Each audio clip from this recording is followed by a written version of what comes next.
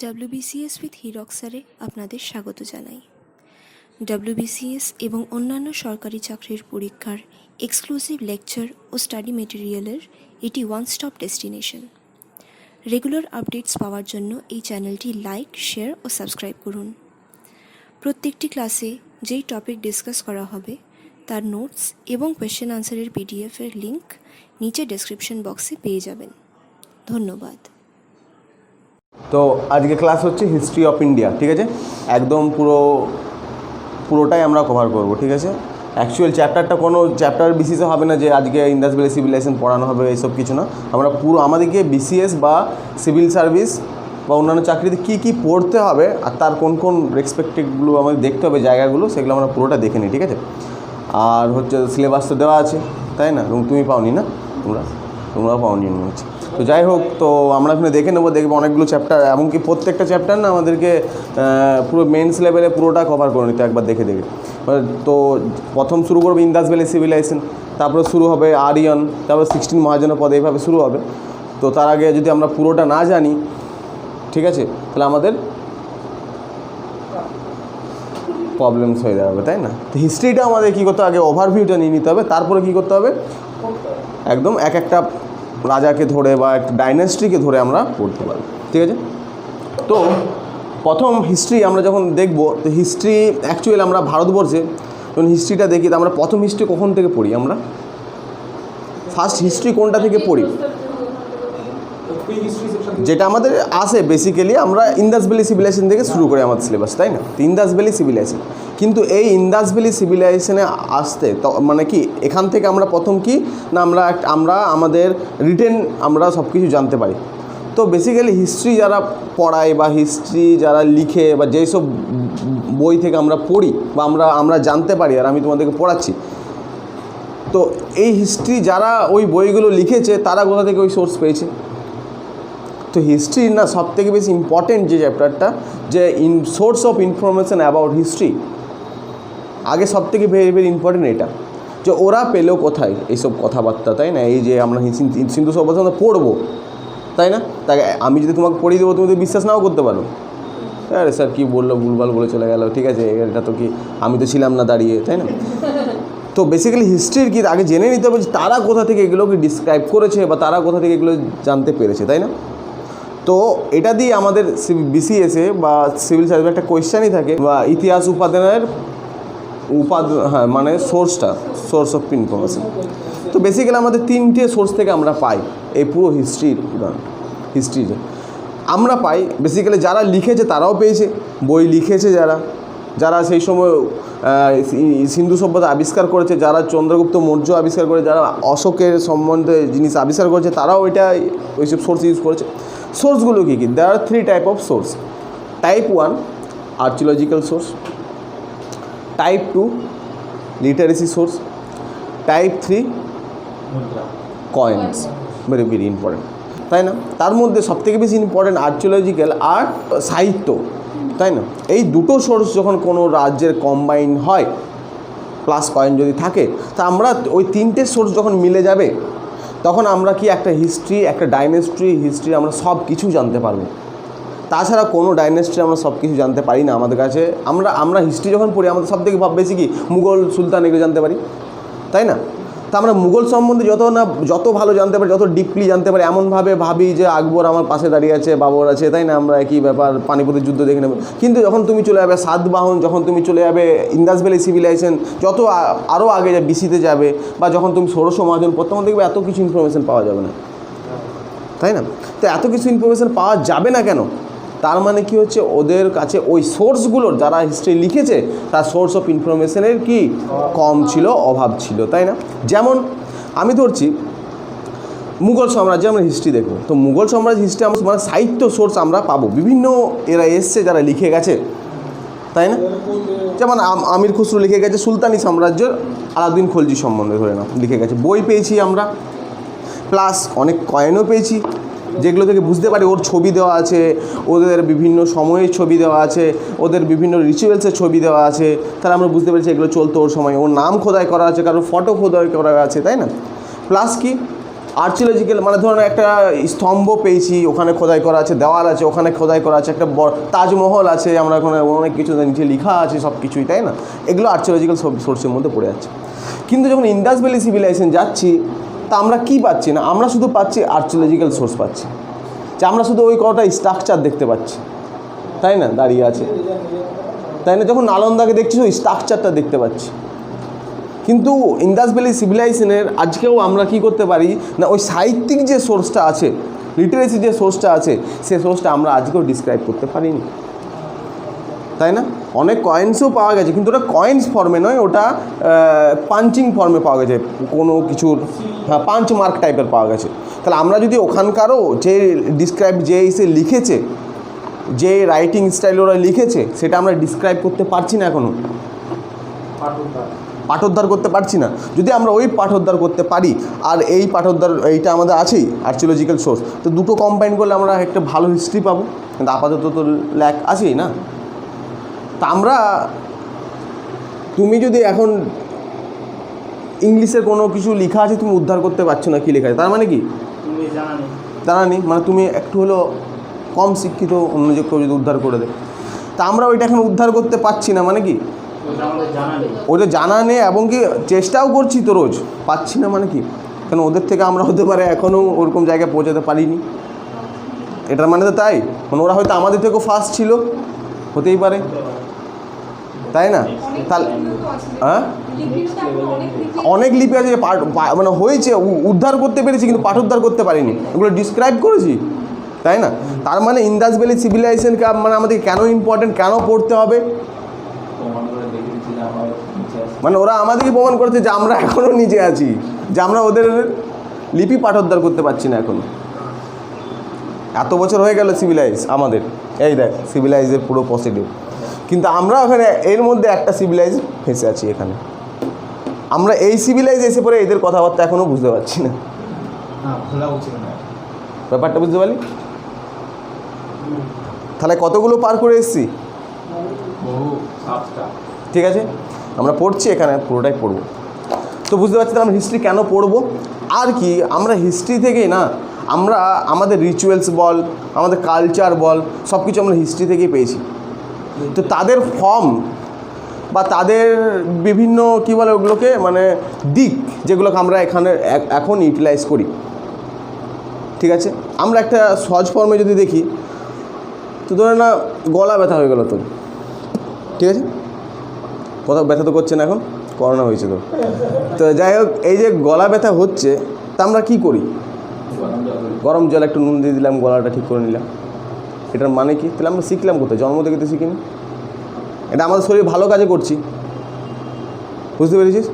তারপরে ধরলে এটা আমরা শিখলাম কোথা থেকে, তাহলে মা শিখেছে, সবারই মা শিখেছে, মা কে শিখেছে, তার মা শিখেছে, সে কোথায় শিখেছে, তো ওইভাবে আমরা চলে আসবো এখানে, এইভাবে দেখবে চলে আসবো, কোনো এক জায়গায় ডেভেলপ হচ্ছে এইসব জিনিস, যে মানুষ সম্বন্ধে তাদের, এবং কি এমন একটা সময় যে আমরা মায়ের কনসেপ্টই থাকবে না এখানে যখন চলে যাবো, মায়ের মানে মা থাকবে, কিন্তু মাকে ওই ভালোবাসার থাকবে না, বুঝতে পারলি? মা কিছু শিখিয়ে দেবে, কেন মা নিজেও কিছু জানে না, একটা সময় আসবে। তা আমরা এই স্ট্রাকচারে সব আমরা পড়ে নেব, বুঝতে পারছিস ইম্পর্টেন্টটা কোথায়? এবার এরকম অনেক কিছু, এটা তো শুধু বললাম আমাদের শারীরিক ব্যাপারে, এবার আমরা অ্যাডমিনিস্ট্রেটিভ ব্যাপারে বলছি, বুঝতে পেরেছিস তো? অ্যাডমিনিস্ট্রেটিভ ব্যাপারে যে এই যে চুরি, আজকে যদি কেউ যদি চুরি করে, তা আমরা ওকে শাস্তি দিচ্ছি, এটা তো মৌর্য সময় হতো, শাস্তি প্রসিডিউর তো অনেক রকম ব্যাপার ছিল, এবং ওই সময় অনেক কিছু ভালো হতো, এখন হয় না। সেই সময় সোসাইটিতে, এই সময় সোসাইটি থেকে ছিল না, করাপশন ছিল না, তো সোসাইটি কত ভালো ছিল। একটা কথা আছে, কার? Swami Dayanand Saraswati, go back to Vedas. কেন বলেছিল ও, মানে এই বলেনি যে চলো বেদে চলো, মানে আবার কোনো কিছু ব্যাপার, কেন ব্যাপার আছে আমি বলবো, ও কেন এই কথাটা বলে গেছে, সবাই চলো বেদের জগতে ফিরে চলো। ওটা এমন একটা সমাজ ছিল যেন করাপশন ফ্রি সমাজ ছিল, যেখানে কি হতো, ডোমিনেশন কাউকে করা হতো না, যেখানে সবাই অধিকার পেত, যেখানে কোনো কাস্ট সিস্টেম ছিল না, যেখানে কোনো বর্ণ সিস্টেম ছিল না, যেখানে কোনো ম্যারেজে কোনো বাধা ছিল না, যেখানে শিক্ষাগত যোগ্যতা সবাই নিতে পারত, বুঝতে পারলি? যেখানে রাজা ছিল, কিন্তু রাজা কি করতো? মানুষের জন্য রাজা ছিল, বুঝতে পারলি? তখন রাজা কি হয়েছে, নিজেকে মানে কি রাজ্য বিস্তার করতে শিখেনি রাজা, মারপিট করতে শিখেনি রাজা। তখন রাজার হাতে লোহার অস্ত্র ছিল না, বুঝতে পেরেছিস তো? তো রাজার কাছে লোহার অস্ত্র আসবে 16 মহাজন পদে পড়বো যখন ওরা লোহা আবিষ্কার করবে আস্তে আস্তে। যখন ইন্দাস ভ্যালি সিভিলাইজেশন পড়বো, আর তারপরে যখন আরিয়ান সিভিলাইজেশন পড়বো, বেদে লোহা, যখন বেদের আর্লি বৈদিক পিরিয়ড আর লেটার বৈদিক পিরিয়ড, যখন আমরা লেটার বৈদিক পিরিয়ড পড়বো তখন লোহার আবিষ্কার হবে। আর ওরা যে লোহা আবিষ্কার করে না, ওখানেও রাজা থাকবে, ওরা কি করবে, ওটা চাষবাসে লাগাবে, গম কাটা, রে কাটা, ভালো কাজের। আমরা কি করবো, ওইটাকে অস্ত্রতে নিয়ে চলে আসবো। তো কেন হচ্ছে এই ব্যাপারগুলো? আমরা ওই বেদের জগতে ফিরে যাওয়ার কথা বলেছি, যেখানে কোনো কাস্টহীন সমাজ, সব কিছুই একটা ফ্রিলি ছিল। দেখ, এখানে অবধি কিছুই থাকবে না, সব কিছু ভালো থাকবে, এখানেও সব ভালো থাকবে, এখান থেকে সব চেঞ্জ হবে, কিছু চাপিয়ে দেওয়া হবে এখান থেকে, তারপরে সেটা বহন করে চলবে। এখানেই শুরু হয়ে যাবে কি কাস্ট সিস্টেম, সেটা এখানেও চাপানো থাকবে, এখানেও চাপানো থাকবে, এখানে চলছে কন্টিনিউ। এখানে চাপিয়ে দেয় মেয়েদের পর্দা প্রথা, এখানেও চাপবে, এখানে চাপবে, এখানেও চাপবে। এখানেই চাপিয়ে দেয় কি বাল্যবিবাহ, এখানেও চাপবে, এখানেও চাপবে। এখানে আস্তে আস্তে ঠিক হলো একটু, যেভাবে আমরা ঠিক করছি সেগুলোকে ঠিক করতে হবে। তো এখানেই শুরু হয়েছে সতীদাহ প্রথা, আমরা এখানেও চলেছে, এখানে আমরা আবার চেঞ্জ করেছি, এখানে স্টপ করেছি। কিছু জিনিস স্টপ করতে পেরেছি, কিছু জিনিস পারিনি। এখানে করাপশন ছিল না, এখানে করাপশন যখন শুরু হবে তখন এখানেও শুরু হবে, এখানেও শুরু হবে, এখনও চলছে, বুঝতে পেরেছিস? এখানে ব্রাহ্মণ, ক্ষত্রিয়, বৈশ্য, শূদ্রকে ডিফাইন করে ঠিক, কিন্তু এখানে সেটাকে কি ছিল না, হেরিডিটি ছিল না। হ্যাঁ, কর্মের ফলে হতো, আমি বলছি এগুলো সবে ঢুকবো। তারপরে এখানে এবার এটা কি হচ্ছে, হেরিডিটি হয়ে গেল, এটা হেরিডিটি এখানে হচ্ছে, এখানেও আসে। তো এইভাবে এই জিনিসটা আসছে, আমরা দেখে নিচ্ছি, ঠিক আছে? ব্যাপারটা আমরা দেখছি। তো হিস্ট্রিটা খুবই ইম্পর্টেন্ট। আর আমাদের কীভাবে, তা আমরা যদি একটা চার্ট করি যে এখানে এগুলো আছে, তো আমাদেরকে এখন সরকার এত কিছু করেছে আর এগুলোকে এখনও রিমুভ করতে হবে, তো সরকার এগুলোভাবে করতে পারে। তো আমাদেরকে হিস্ট্রি অনেক ইম্পর্টেন্ট, না তোর পাস্ট না জানলে তুই ওইভাবে এগোতে পারবি না, তুই কী ছিলিস তোকে দেখতে হবে আগে, ঠিক আছে? এবার আমরা প্রথম যেটা দেখি, আমরা এখানের মধ্যে চলে আসি। প্রথমে কি আছে,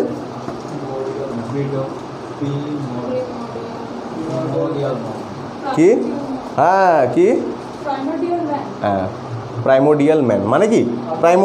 প্রাইমোডিয়াল ম্যান মানে,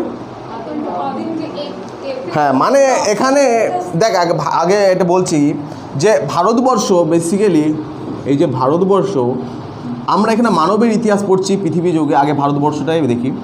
এই মানবের ইতিহাসে আমরা প্রথম যেটা পাবো, আমরা হিস্ট্রি যেটা পড়ছি IVC, ইন্দাস ভ্যালি সিভিলাইজেশন, যেটা এখানে গড়ে উঠবে, ঠিক আছে? কারণ কেন এখানে পড়ছি, কারণ এর হিস্ট্রি পড়তে গিয়ে আমরা কি পাচ্ছি, আর্চিওলজিক্যাল সোর্স পাচ্ছি, ঠিক আছে?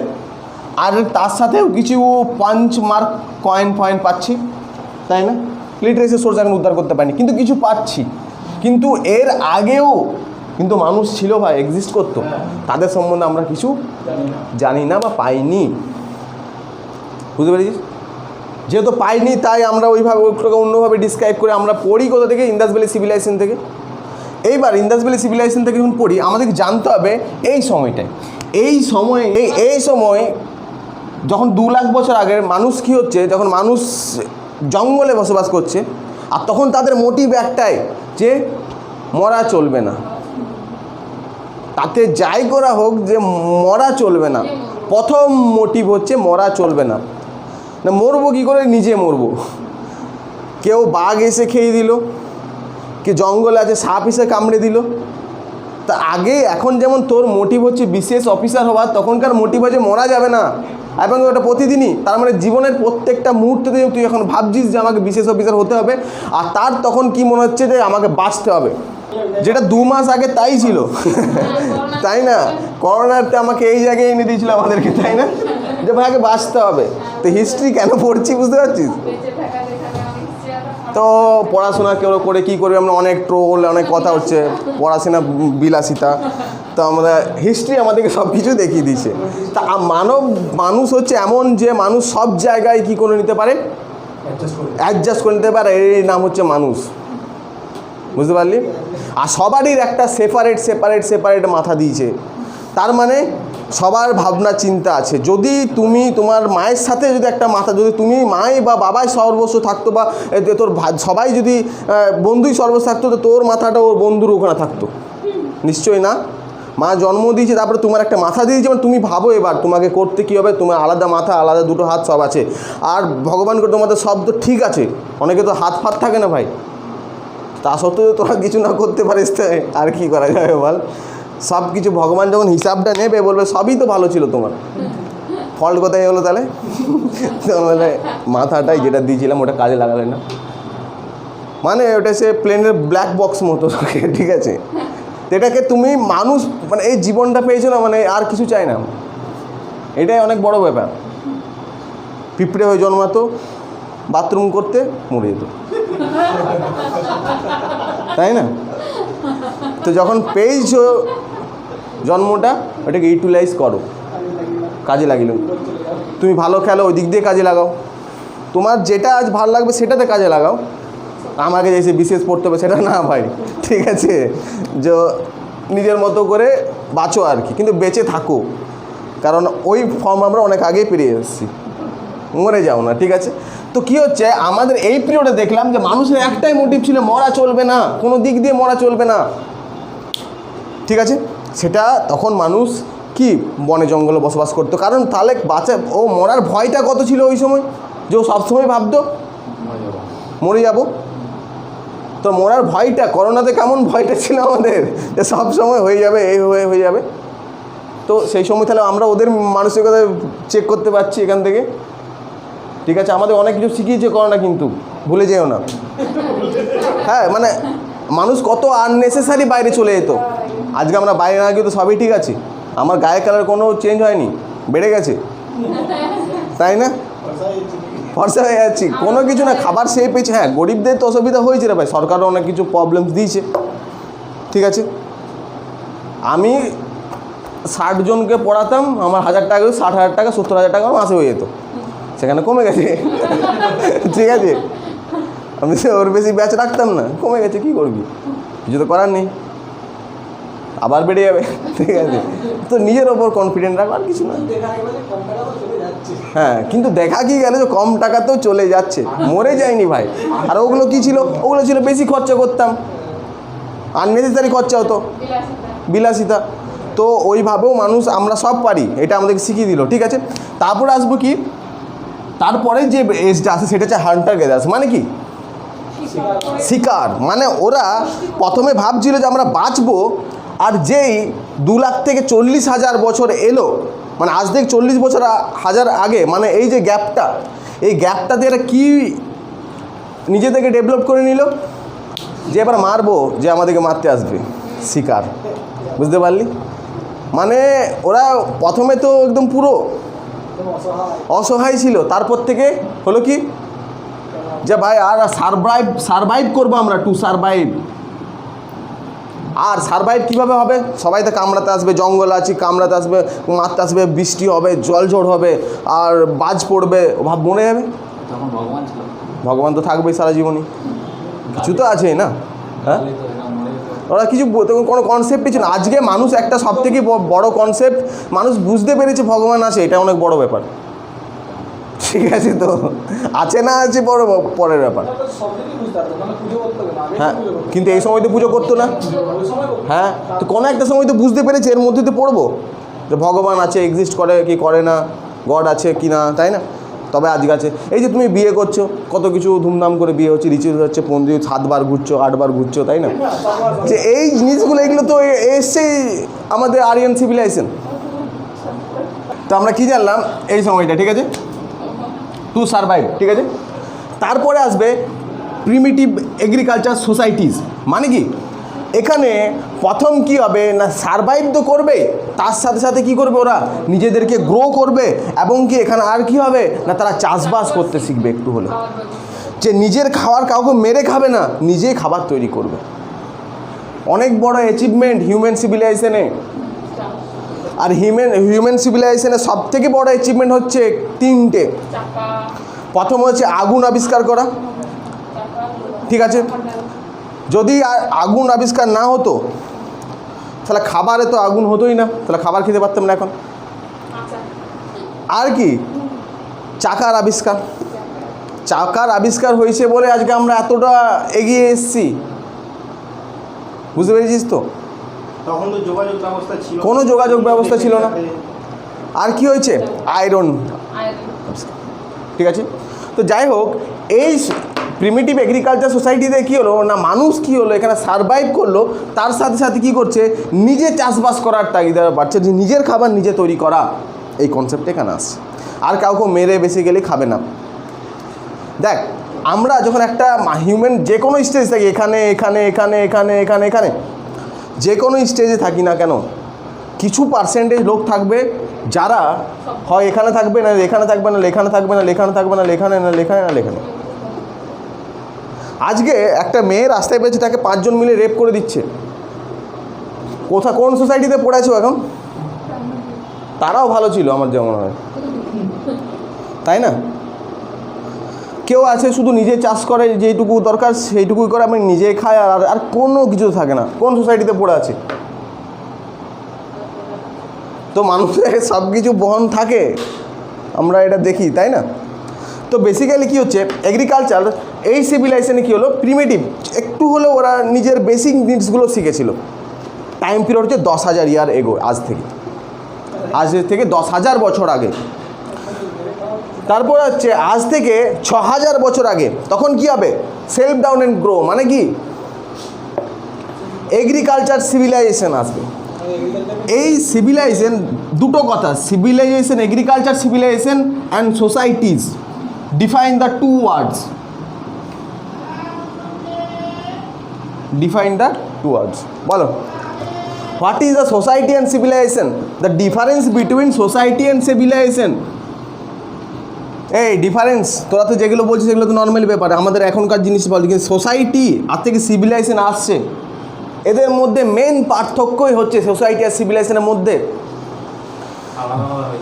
যে না, হ্যাঁ, মানে সোসাইটি আর সিভিলাইজেশন মেন ইফেক্ট হচ্ছে, সিভিলাইজেশনে স্ট্রং ল থাকে, সোসাইটি হ্যাজ কি এখানে লটা ইমপ্লিমেন্টেশন। আজকাল সোসাইটি ভাবিস না, primary credit societies, primary agriculture credit societies, NABARD, ওইভাবে ওই সোসাইটিকে এনো না, এখানে পুরো ওয়েল ফর্মে বলছি। এই সোসাইটি মানে এই সোসাইটিতে কি থাকে, হ্যাঁ, এখানে লটা থাকে না, মানুষ সেম কাজ করবে, এখানে কাজটা বেড়ে বেশি ল ইমপ্লিমেন্টেশন হবে। যদি কেউ কিছু করে তাহলে তার কোনো কিছু একটা ব্যবস্থা থাকবে, শাস্তির ব্যবস্থা হবে। আজকে যদি সোসাইটির ওপর সব ছেড়ে দেওয়া হয়, বা সোসাইটি যদি ফর্ম করতো, তো ওরা মেরে মারপিট করে একসাথে মরে যেত। দেখেন স্ট্রং ল আছে, মানে রাজা সিস্টেম আসবে, রাজা অত প্রভাবশালী শক্তিশালী না থাকলেও থাকবে। তো যখনই সোসাইটির সাথে প্লাস ল ইমপ্লিমেন্টেশন হবে, তখনই দ্যাটস ফর্ম হয়ে যাবে কি সিভিলাইজেশন। আর আমরা আজ পড়বো কি ইন্দাস ভ্যালি সিভিলাইজেশন দেখব। তো বুঝতে পারছিস, ওখানে ল ইমপ্লিমেন্টেশন ছিল। আর আজকের সিভিলাইজেশন, আজকের যে আমরা সিভিলাইজেশনে পড়ে, আজকে আয়রন সিভিলাইজেশন, আয়রন এজ, আজকে কি সোসাইটি আছে প্লাস তার সাথে স্ট্রং ল রয়েছে, আর এটাকে আরও স্ট্রং করা উচিত বিভিন্ন কিছু ক্ষেত্রে, তাই না? তবে উন্নত হবে। তো agriculture civilisation very very important topic. এটা 6,000 বছর আগেকার জিনিস। আর এই সময়ে আমরা যেটা দেখতে পাই, IVC, Indus valley civilization topic. তো Indas valley civilization is the part of agriculture civilization, ঠিক আছে? এই সময় দেখি আমরা আরিয়ান, ঠিক আছে? তো Aryan is the part of agriculture civilisation, বুঝতে পারছি? এই সময় আমরা ইন্দাস ভ্যালি সিভিলাইজেশন, আরিয়ান, আমরা এরপরে দেখছি একটু পরে। তারপরে কি আসবে? তারপরে এখান থেকে বেরিয়ে আমরা আসবো কোথায় না, কিংডমস, ঠিক আছে? তখন এরপর আসবে আরিয়ানসের পর আসবে এখানে প্রথমে ইন্দাস ভ্যালি সিভিলাইজেশন, তারপরে আরিয়ান সিভিলাইজেশন। আরিয়ান যেটাকে আমরা Aryan civilisation is also known as বৈদিক সিভিলাইজেশন। আর বৈদিক সিভিলাইজেশন ইজ টু পার্ট, তাই না? লেটার বৈদিক পিরিয়ড অ্যান্ড আর্লিয়ার পিরিয়ড, তাই না? তো লেটার বৈদিক পিরিয়ড এটা পার্ট ভাগ হবে, এটা আমি বলে দিচ্ছি। Aryan civilisation, Indus valley civilisation হবে 2300 BC টু কত 1750 বেশি। আর আরিয়ান সিভিলাইজেশন হবে লেটার বৈদিক পিরিয়ড আর আর্লিয়ার বৈদিক পিরিয়ড, তাই তো? লেটার বৈদিক পিরিয়ড, আর্লিয়ারটা কত হবে?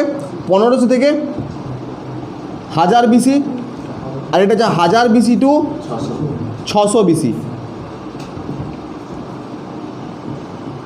ভাই BC আর AD বলে দিই, অনেকে ভিডিও দেখছে, অনেকে বুঝতে পারে যারা নিউ কামার আছে।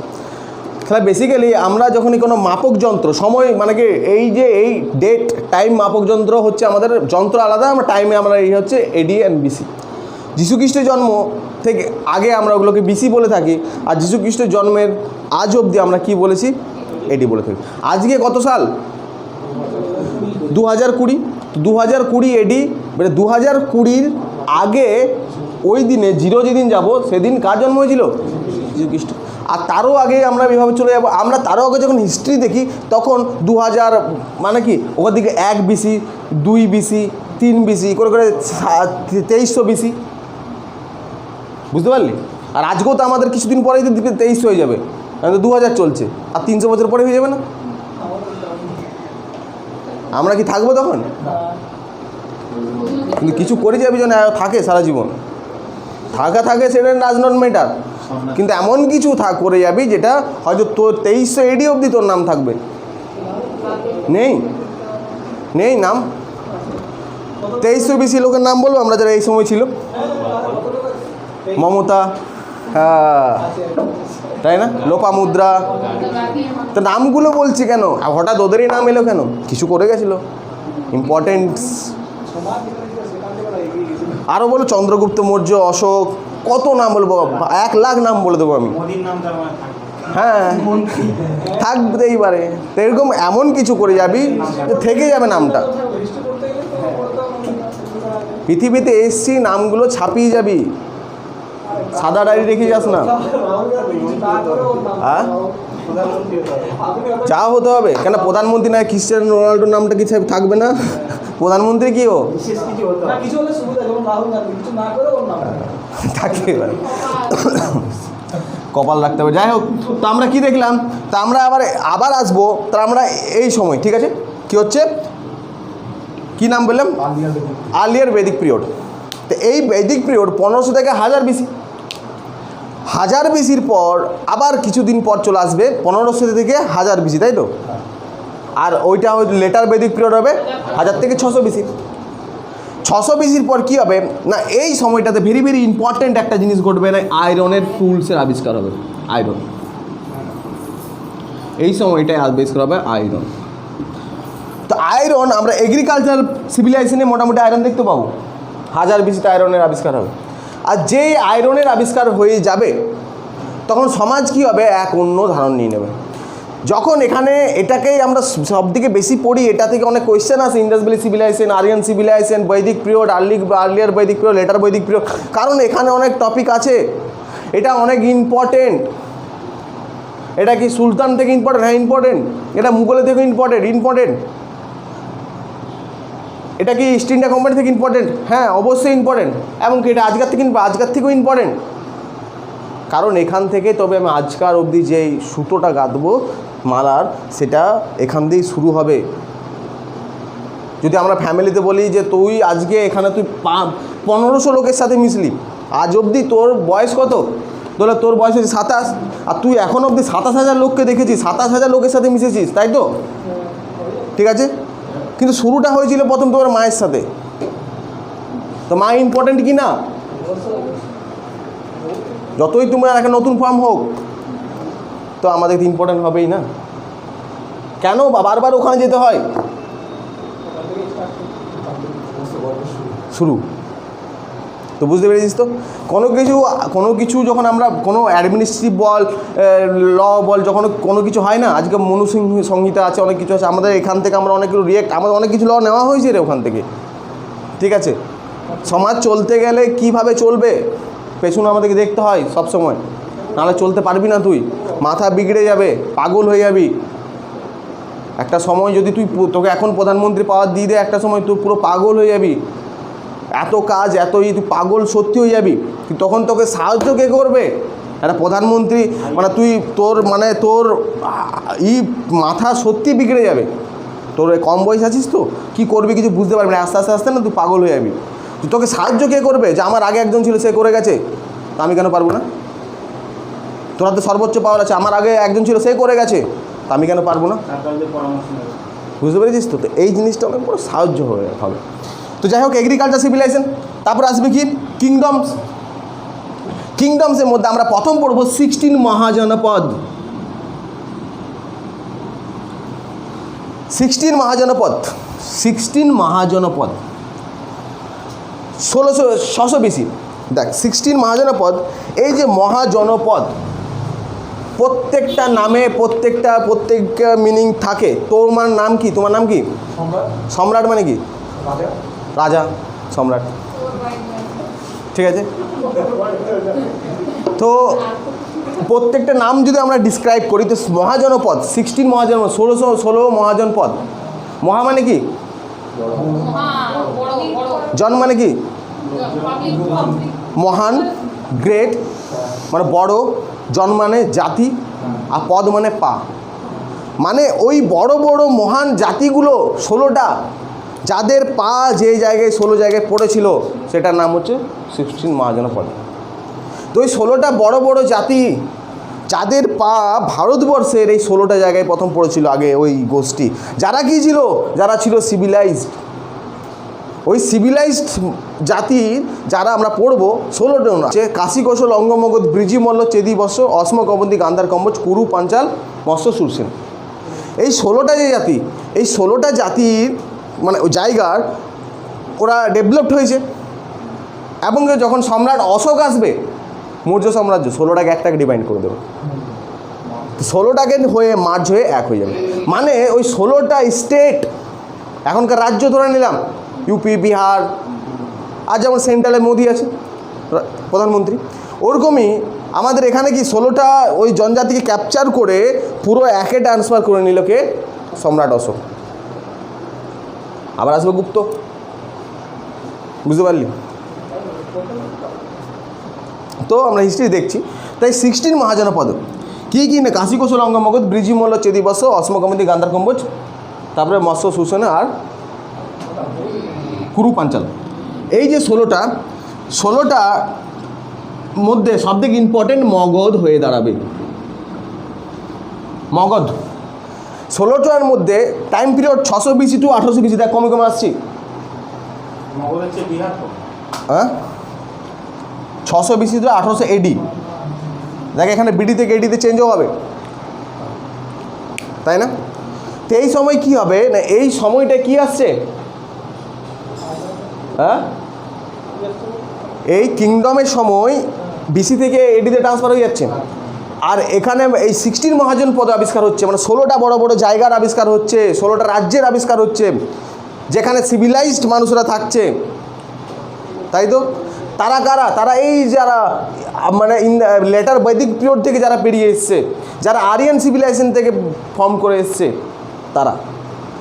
তারা বেসিক্যালি কথাই হলো না, তারা আমাদের ভারতের বুকে এই সব জায়গায় গঙ্গা নদীর এই পাশে তারা এখানে সিভিলাইজ করলো, তারা এখানে বসবাস স্থাপন করলো। বিভিন্ন জায়গায় 16টা জায়গার নাম উঠে এলো, 16টা জাতির নাম উঠে এলো, 16টা স্টেটের নাম উঠে এলো। দিয়ে গেলো তারা ক্ষমতার জন্য, এক্সপেনশনের জন্য। আমি বলেছি যে কিংডমের সময় কী থাকবে? এক্সপেনশন তাদের মেনই থাকবো, সাম্রাজ্য বিস্তার। এই নীতিকে তারা করে কী হলো না, ভাগ হয়ে গেল 16টাকে। কী করলো, মগধ হলো সব থেকে শক্তিশালী, আর মগধ সবগুলোকে ক্যাপচার করতে থাকলো এখান থেকে। মগধ সব থেকে বেশি শক্তিশালী কেন হয়ে গেল আমরা এটা নেক্সট দিনই পড়বো, কারণ ওগুলো তখন আমরা ডিটেলসে যাচ্ছি, ঠিক আছে? মগধ সব থেকে বেশি শক্তিশালী হয়ে গেল কারণ মগধের কাছে সেই সময় আয়রন আবিষ্কার হয়েছে 1000 BC বলেছি, আর এগুলো শুরু হয়েছে 600 BC। আর সেই সময় মগধ এমন একটা জায়গা শুরু হলো এখানে, তার এই পাশে ছিল হিমালয় পর্বত, তাই না? 3 দিক দিয়ে ছিল জল। তার মানে কি এদিক দিয়ে আর কেউ, তখন তো আর জলেরও এত কিছু আবিষ্কার হয়নি, মানে এই দিক দিয়ে কেউ অ্যাটাক করতে পারবে না তাকে, এই দিক দিয়ে অ্যাটাক করতে পারছে না তাকে, করলে এদিক দিয়েই পারবে একটা। তারপরে আর মগধের ইম্পর্টেন্ট, কারণ মগধের এই পাশে কী ছিল? হিমালয়, এই পাশে গঙ্গা রিভার, আর চারিপাশ দিয়ে পড়ে মানে গঙ্গা রিভার থাকার ফলে কি একটা জল দুর্গর কাজ করছিল। তাহলে চারিদিক দিয়ে জল দুর্গ দিয়ে ঘেরা, তার মাঝে মগধ শহর, প্লাস হচ্ছে ফার্টাইল ল্যান্ড, পুরো গঙ্গা দোয়াব অঞ্চল, গঙ্গা যমুনা দোয়াব অঞ্চলের হলে কি ওখানে প্রচুর চাষবাস হবে, 1 নাম্বার। 2 নাম্বার হচ্ছে যখন এরা আয়রন টুলস আবিষ্কার করেছে কত সালে 1000 BC, এবার ওখানে আবিষ্কার করার পর ওরা আসছে কোথায়, ওরা প্রথমে ছিল ইন্দাস ভ্যালি সিভিলাইজেশন, এই সময় লেটার বৈদিক, দেখ দুটো, ইন্দাস ভ্যালি সিভিলাইজেশন আর লেটার বৈদিক পিরিয়ড। তো ইন্দাস ভ্যালি সিভিলাইজেশনের সময় যখন আমরা দেখব, তো Indas valley civilization basically Indus valley civilization Sindhu রিভারকে নিয়ে গঠিত হবে, যেটা তাই এটাকে সিন্ধু সভ্যতা বলি। এটা সিন্ধু রিভার আছে, তার আশেপাশে কয়েকটা গ্রাম আমরা পাবো তার আশেপাশে, তাই না? তো ওই গ্রামগুলোকে তার টাইম পিরিয়ড হবে 2300 BC টু কত 1750 BC। তো এই যে আশেপাশে গ্রামগুলোকে পাচ্ছি, এই গ্রামগুলো যেটা একটা নাম হচ্ছে হরপ্পা, একটা মহেঞ্জোদারো, একটা হচ্ছে তোর কি ধোলাবিরা, এরকম অনেকগুলো গ্রাম পাচ্ছি। তো ওগুলোকে নিয়ে আমরা এগুলো সিন্ধু সভ্যতা, অনেকে এটা হরপ্পা সভ্যতা বলা হয়, তাই না? হরপ্পা সিভিলাইজেশন, হরপ্পা সভ্যতা কেন বলে হরপ্পা? কারণ Harappa was the first site, আর সব থেকে ভালো সাইটে, বড় সাইট, ওদের অনেক ডেভেলপমেন্ট ছিল অনেক, তাই তো সব থেকে ভালো। যেমন আজকে ধরে নিয়ে আমরা স্টেটের যদি বলি, পশ্চিমবঙ্গের মধ্যে সব থেকে ইম্পর্টেন্ট কি? কলকাতা। তারপরে কলকাতা সিভিলাইজেশনে বলি বা পশ্চিমবঙ্গের সিভিলাইজেশন, দুটোর মধ্যে একটা বলে কোনো চাপ নেই, ওই টাইপের, বুঝতে পারলি তো? তো হরপ্পা ইম্পর্টেন্ট ছিল, তাই এটাকে হরপ্পা সিভিলাইজেশন বলছো। তো কী হলো, একটা সময় এরা কী হয়, কোনো কারণে এরা মারা যায় বা ডিস্ট্রয় হয় সিভিলাইজেশন এদের। তারপরে কি হয়, এখানে সিন্ধু রিভার গেল, আর এখানে এই যে সুতলেজ রিভার, তাই না? এই জায়গাটা দেখবি জিওগ্রাফিতে পড়াবো, সুতলেজ রিভার মিশেছে কোথায়? সিন্ধুতে। এই সুতলেজ রিভারের কাছে আরিয়ান সিভিলাইজেশনরা আমরা পাই, এই জায়গাটাতে আরিয়ান সিভিলাইজেশন। সুতলেজ রিভারের কাছে পাচ্ছি আরিয়ান, 2 টাইপস, যেটাকে Aryan is also known as বৈদিক পিরিয়ড, কারণ এই সময় বেদের আবিষ্কার হবে, তাই এটাকে বৈদিক পিরিয়ড। এই আরিয়ান সিভিলাইজেশনের 2 টাইপ, মানে দুটো ভাগ আছে, একটা কি হচ্ছে আর্লিয়ার বৈদিক পিরিয়ড আর একটা লেটার বৈদিক পিরিয়ড। এই যে আর্লিয়ার বৈদিক পিরিয়ড, তার টাইম পিরিয়ড হচ্ছে কত 1500 থেকে 1000 BC, আর এটা 1000 BC টু 600 BC, ঠিক আছে? তো যখন এই পিরিয়ডটা আর্লিয়ার বৈদিক, তখন ওরা বসস্থান করবে এই জায়গায়,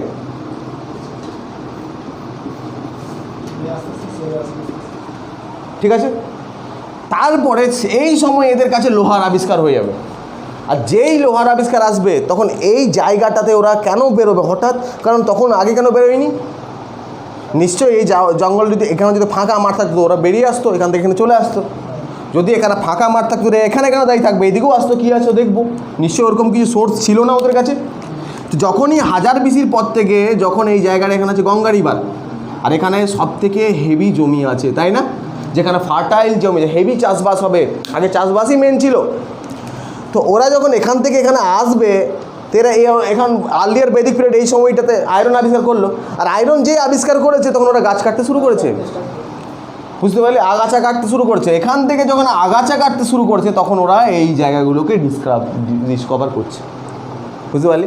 এখানে দেখছি একটা এত ভালো জায়গা রয়েছে, যেখানে ভালো চাষবাস হবে, যেখানে ভালো কী হচ্ছে খাবার আছে, বিভিন্ন হাতি, জন্তু, ঘোড়া এইসব আছে, যেগুলো ওরা ট্রাভেলে কাজে লাগাবে, ট্রান্সপোর্টেশনে কাজে লাগাবে, তাই না? তো একটা তো খুবই প্লাস পয়েন্ট হয়ে যাচ্ছে ওদের। তো ওরা বলে ঠিক আছে, তাহলে ওরা এই দিকে এক্সপেন্ড হলো, হয়ে পড়ে ওটা এই সব জায়গায়। এবার এখান থেকে না এরা যখন এখানে আসবে, এই সময়টাকে আমরা কি বলবো, লেটার বৈদিক পিরিয়ড, ভালো করে বুঝবি। আর এর পাশে বাসস্থান করতে শুরু করে দেবে ইউপি, বিহার, এইসব জায়গা অঞ্চল, আমাদের ওয়েস্ট বেঙ্গলের ওয়েস্টার্ন পার্ট কিছু। তো এই সব জায়গায় ওরা বাসস্থান শুরু করবে যখন বৈদিক পিরিয়ড, টাইম পিরিয়ড হবে 1000 থেকে 600 BC, ক্লিয়ার? এবার 1000 থেকে 600 BCর পর আমরা কি দেখলাম না, 16 মহাজন পদ, বড় বড় জাতিতে হয়ে গেল, এবং তারা এক একটা জায়গায় কি এক একটা রাজা সিস্টেম ফর্ম হয়ে যাবে, পুরো একটা জাতির একটা রাজা ধরনে, কাশী কৈশল্যা রাজ, তাই না, জাতি। তো ওই যে ওদের রাজা হয়ে যাবে ফর্মে, সেটা হবে না, ওরা কি করবে এখান থেকে আবার এক্সপেন্ড হবে এভাবে এইদিক যাবে। তো এভাবে কেউ যাবে অসমক, এমনি বড় বড় 16টা জায়গা যে যেখান থেকে ভাবে এক্সপেন্ড হয়ে পড়ে 16টা জায়গা বড় বড় পাবে এখান থেকে। এখানে এক জায়গা থেকে এক্সপেন্ড হয়ে যায় আবার বিভিন্ন জায়গায় 16টা জায়গায় পেয়ে যায়, যেটা 16 মহাজনপদ বলে। ওই যে জনপদ যারা এক জায়গায় ফর্মড হলো লেটার বৈদিক পিরিয়ডে ফর্মড হয়ে পড়ে কী হলো 16টা জায়গাতে এরা ভাগ হয়ে গেল। তার মধ্যে এই যে জায়গাটা মগধ, এটা এখানে সুরসেনা আছে, very very very very very important হয়ে গেল। এখানে অঙ্গ আছে,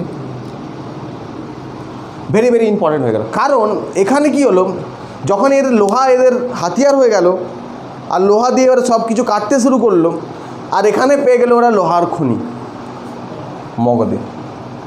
এখনকার আমাদের ঝাড়খণ্ড ফান্ডকর যেসব অঞ্চলগুলো জাদুঘোড়া ফাদুঘোড়া এসব বা বস্তার ফস্তার জেলা, তাই তো?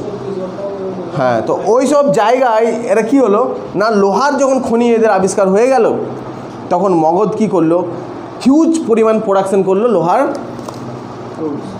টুলস। লোহা এতদিন হতো আগাছা পরিষ্কারের কাজে আর এগ্রিকালচারের কাজে, এরা লোহাটাকে কি এত প্রোডাকশন করলো যে লোহা থেকে ব্যবসা শুরু হলো, আর লোহা এই যায় আমাদের টুলস হয়ে গেল কিসের, যুদ্ধ, এগ্রিকালচার। যখন এগ্রিকালচার টুলস লোহা হলো তো হিউজ পরিমাণে এগ্রিকালচার হলো, মানে ধারণার বাইরে। প্লাস মগধ এমন একটা চারিদিকে জল ছিল, মাঝে ছিল ওইটা, তো আশেপাশে যত জমিগুলো ছিল সবগুলো চাষ হতো, আর চারিদিকে জল থাকার পরে কেউ আসতে পারতো না মগধকে রিচ করতে পারতো না নদী থেকে, আর এলে ওরা আগে দেখতে পারতো, কোনো বৈদেশিক আক্রমণ হতো না, করতে পারেনি আলেকজান্ডার। কত ভারত আক্রমণ করে কত সালে আলেকজান্ডার?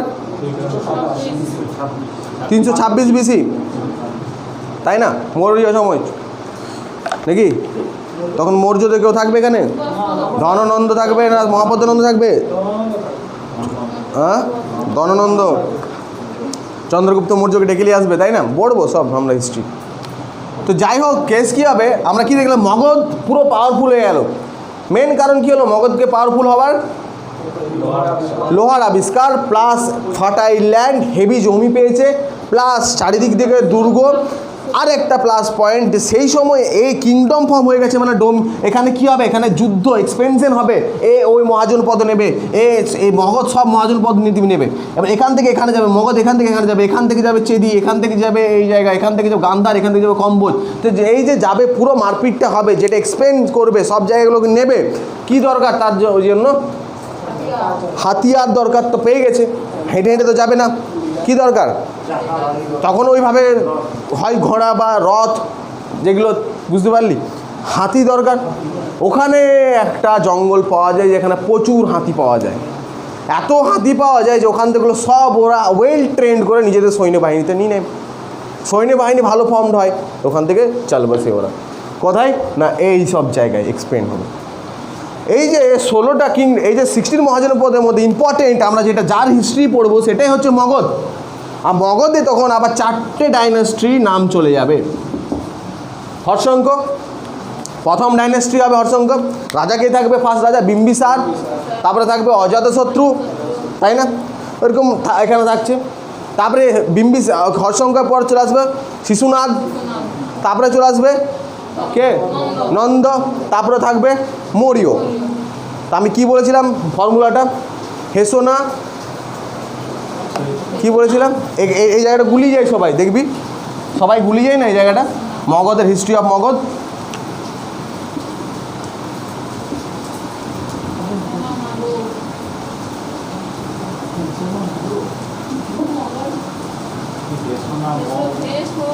হেসোনা মৌ, তাহলে হে ফর হর্ষঙ্ক, স ফর শিশুনাগ দন্তস, ন ফর নন্দ, ম ফর মৌর্য।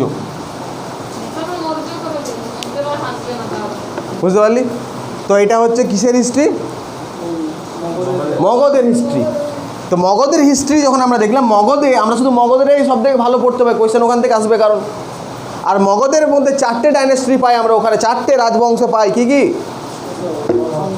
হর্ষঙ্ক, শিশুনাগ, নন্দ, মৌর্য। আরে যে মৌর্য যখন আসবে, মৌর্য কি করবে না এই মগধ থেকে বেরিয়ে সবগুলোকে ক্যাপচার করবে, সেটা কে করবে? অশোক, তাই না? মৌর্যর পর কী হবে, ক্ষেত্রে কী হবে, 16টা মহাজনপদকে এক করার চিন্তা ভাবনা করে এবং করেও ফেলবেও, তাই না? কিন্তু কী হয় বলতো, যে সবাই সব রকম হয় না, তার যখন উত্তরাধিকার আসবে তারা কিন্তু কমজোর হয়ে যাবে, তাই না? তারা তাদের মানে কি তাদের যে 16টা মহাজনপদ করেছিল একসাথে আর ওগুলো সামলাতে পারবে না, তাই না? আর অশোক কী করবে বলতো, অশোক যখন এখানে ওর 99টা ভাইকে মেরে তারপরে সাম্রাজ্য বিস্তারে বেরোবে, তখন কী বলে সে আক্রমণ করবে কোথায়? কলিঙ্গ। আর কলিঙ্গতে এমন যুদ্ধ করবেও যে মানে পুরো প্রচুর লোক মারা যাবে, বুঝতে পারলে, যুদ্ধে। আর প্রচুর লোক মারা যাবে মানে কি, ওখানে একটা নদী ছিল, কি নাম ছিল ওই নদী?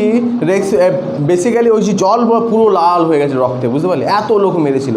কিন্তু এই ঘটনাটা ওখানে চীন থেকে একজন পরিব্রাজক আসে, সে এসে পরে আমাদের এখানে ঘুরতে এসছে, তার নাম ছিল উপগুপ্ত, ঠিক আছে?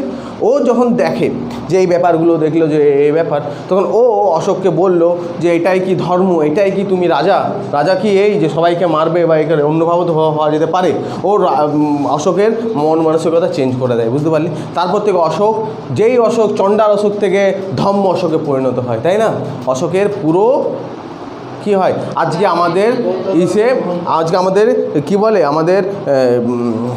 আমাদের এমব্লেম হচ্ছে অশোক স্তম্ভ, তাই না? তো বুঝতে পেরেছিস তাহলে তোরা যা করেছিস কর্ম এখন ভালো কর। বুঝতে পেরেছিস? এটা থেকে তো এটাই প্রমাণ পেলি না। দেখ, কোনো কিছু যদি হয়ে থাকে তো ছেড়ে, এবার কী করবি? ভালো কর্ম করে এবার, যার জন্য পাবি। এখানে অনেক বড় উদাহরণ পেয়েছি আমরা, তাই না, ইতিহাস থেকে, যে তুমি কিছু করে ফেলেছো বা কিছু যদি ঘটে গেছে তো সেটার জন্য আফসোস না করে তুমি ভালো কিছু করো। একটা পরীক্ষা ফেল করেছিস তো কী আছে, পরীক্ষা একটা নেই, তুই একটা আছিস, তোকে সব পরীক্ষা দিতে হবে, ঠিক আছে? চাপ নেই, তুই না থাকবি তো কী হবে বল? তো যাই হোক, তো আমরা এখানে হচ্ছে মৌর্য, তারপরে আছে পোস্ট।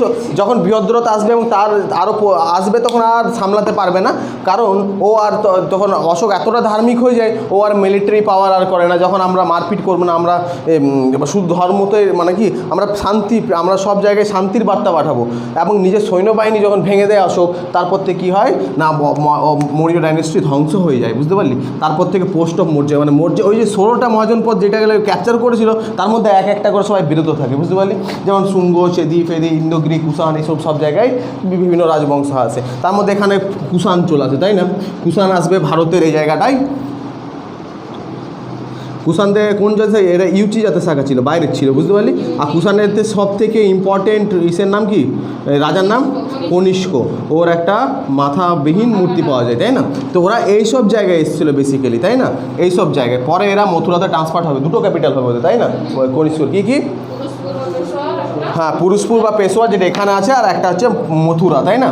এখানে হবে। তো যাই হোক, এইভাবে ওরা ভারতে এখানে এরাও কিছুটা চাইবে সেন্ট্রালাইজ চালাতে, তাই না? কিছুটা একক কেন্দ্রিক রাজ্য চালাতে এরাও চাইবে যে ভারত জুড়ে শাসন, কিন্তু পুরোটা সাকসেসফুলি হয় না। আর এই কুষাণের সময় বা কনিষ্কর সময়, কুষাণের সময় কী হবে, বিসি থেকে এডিতে ট্রান্সফার হবে, বা বিসি টু এডিতে ট্রান্সফার হয়ে যাবে। মানে বুঝলি ঘটনাটা? কনিষ্কদের সময় এই সময় তাহলে জন্ম হবে, তাই না? তো যাই হোক, তো আমরা এটা বুঝতে পারলাম। তারপরে কি হবে, তারপরে এখানে আবার গুপ্তদের আগমন হবে, তাই না? এই তো গুপ্ত টাইম 320 AD, তাই না? তো এই গুপ্তরা এসে পড়ে এখানে কী হবে, আবার একটা সেন্ট্রালাইজড ব্যবস্থা চালাবে। যখন যেই ভারতবর্ষ খণ্ডে খণ্ডে বিভক্ত হয়ে যায়, সে ভারতবর্ষকে কি করে, ওরা আবার একত্রিত করার চেষ্টা করে, এবং অনেকটা সাকসেসফুলি হয়। পুরো গুপ্তরা পুরোটাকে একত্রিত করতে সফল হয়, এবং পুরো রাজ্য জুড়ে একটাই, পুরো দেশ জুড়ে একটাই মানে কি চলবে, ডাইনেস্টি চলবে, ঠিক আছে? যেটা আবার এবং কি পুরো সাকসেসফুলি হয় কিছুটা। এবং তারপরে গুপ্তরা আবার কি হয় না, সব রাজ্য তো সব রকম ঠিক থাকে না, আবার যখন তার ছেলে আসবে, আবার তার ছেলে আস্তে আস্তে দুর্বল হয়ে পড়বে। যেমন যেই ইমেজটা তৈরি করেছে আমাদের অমিতাভ বচ্চন অ্যাজ এ অ্যাক্টিংয়ে, তার ছেলে কি পেরেছে ওটা করতে? যেটা সচিন তেন্ডুলকর পেরেছে, তার ছেলে কি ওটা করতে পেরেছে? তাই না? কোনোদিনই পারবে না। তো এইভাবে তো ওরকমই তাদের যখন এই যেখানে সমুদ্রগুপ্তর মতো একটা রাজা, তাই না, golden age of Gupta dynasty বলা হয়, বা ওই রাজাদের অবতার এতটাই ছিল, এবং তার আস্তে আস্তে যখন তার ছেলেরা হয়, তারপর থেকে ওটাকে সামলাতে পারে না, তাই না? তারপর থেকে গুপ্ত ডাইনেস্টিও ভেঙে যায়, তখন পোস্ট অফ গুপ্ত হয়। তখন সাউথ ইন্ডিয়ান হিস্ট্রি আমাদের কিছু তো পড়তে হবে, আমরা দেখবো কী কী পড়তে হবে। আর তারপরে আমাদের এখানে কী কিছু আসবে, হর্ষবর্ধন এখানে পড়তে হবে, তাই না? হর্ষবর্ধন, তারপরে আমাদের কি শশাঙ্ক, হর্ষবর্ধন, এগুলো এগুলো সব এগুলো আমাদেরকে এখানে পড়তে হবে।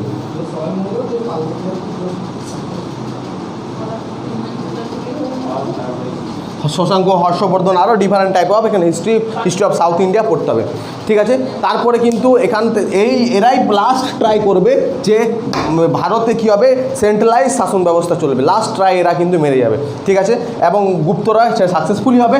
তারপর থেকে আর কিন্তু সেন্ট্রালাইজ শাসন ব্যবস্থা চলবে না। ভারত ডিফারেন্ট টাইপে ভেঙে যাবে, বিভিন্ন দিক দিয়ে ভারত ভেঙে যাবে গুপ্তর পর। কী হবে না, ভারতে আর ওরকম কোনো রাজবংশ হবে না যে ভারত জুড়ে শাসন করবে, বুঝতে পারলি। ভারতে আর অমনি কোনো রাজবংশ হবে না। দেখ, চেষ্টা তো সবাই করবে না, রাজা যেহেতু, কিন্তু আর ওইভাবে সেন্ট্রালাইজ শাসন ব্যবস্থা হবে না। এবার কি হবে, এখানে তো চলবে আমাদের ধরলে কি বলে পাল সেন তো চলতে শুরু করবে, পাল শুরু হবে এখানে ধরো সাতবাহন চলবে, ঠিক আছে। এখানে আমাদের সাউথ ইন্ডিয়ার হিস্ট্রি কি বলে আমাদের চালুক্য এগুলো চলবে, ঠিক আছে। তারপরে এইভাবে ডিফারেন্ট টাইপের এটা ভেঙে যাবে। আমাদের গুপ্তর পর এখানে কে চলে আসবে,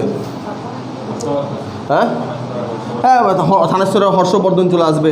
এইভাবে পুরো ভারত জুড়ে ভাগ হয়ে যাবে, এগুলো স্বাধীন হয়ে যাবে, বুঝতে পারলি। এভাবে ভাগ হয়ে যাবে।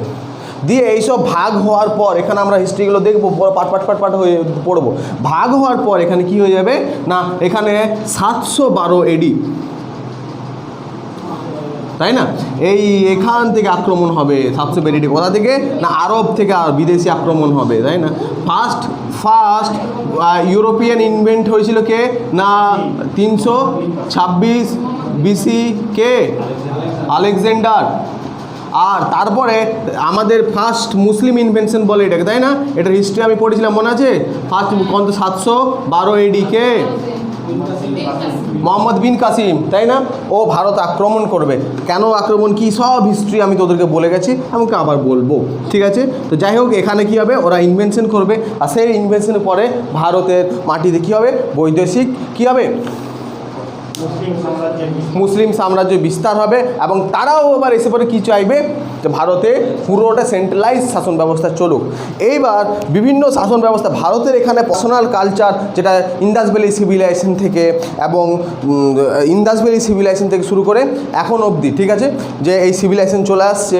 তার যে আমাদের কালচারগুলো কিন্তু আজকেও আমাদের কালচার কি, সেই মৌর্য, সেই গুপ্ত, যে সেই কী বলে ইন্দাস ভ্যালি সিভিলাইজেশন, সেই আরিয়ন, ওই কালচার আমরা আজ বহন করছি। তাহলে আজকে 712 থেকে আজ কত হচ্ছে, 2020, এত AD সময়, ঠিক আছে, যখন ভারত কি বৈদেশিক কী হবে, আক্রমণ হবে। এবং তারা যখন আমাদের এখানে শাসন করবে, আমাদের কালচারের সাথে ওদের মিক্স হবে, তখন ওরা কী করতে পারে, আমাদের কালচারকে ভেঙে দিতে পারেনি।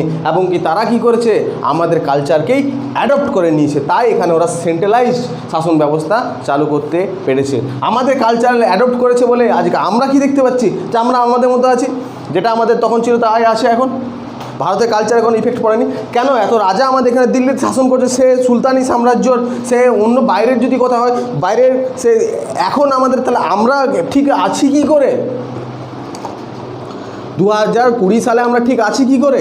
ওরা তো এসেছিলো, ওরা তো রাজা থেকে গেছে এখানে, তারা তো বাইরের আরবের, তাই ঠিক আছে। তো এখন আছি কি করে এই এতদিন, কারণ আমাদের এখানে শাসন ব্যবস্থাটা কী চলে গেছে না, ও সেন্ট্রালাইজ শাসন ব্যবস্থা চালিয়েছে ওরা, কিন্তু কালচারটা আমাদের এখানকার অ্যাডপ্ট করেছে তারা, তাই চালাতে পেরেছে। এত বড় সুলতানি সাম্রাজ্য, এত বড় মুঘল সাম্রাজ্য, তারা সেই সব রাজারা বুঝতে পেরেছে যে আমরা যদি আমরা এখানকার সাংস্কৃতিক যদি অ্যাডপ্ট না করি, তাহলে আমাদের ক্ষেত্রে ভারতকে চালানো সম্ভব নয়। তো তারা ওদের সংস্কৃতি না চাপিয়ে আমাদের সংস্কৃতি তারা অ্যাডপ্ট করেছে, বুঝতে পেরেছিস তো। সেটা আমরা দেখতে পেয়েছি ইতিহাসে, তাই না।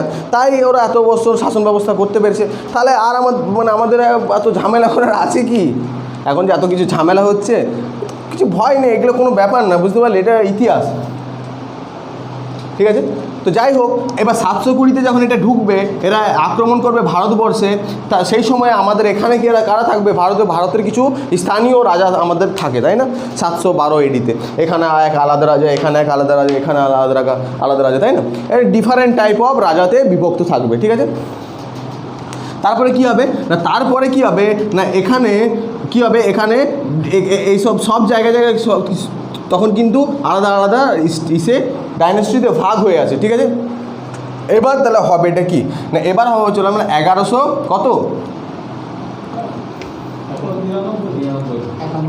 91, তাই না?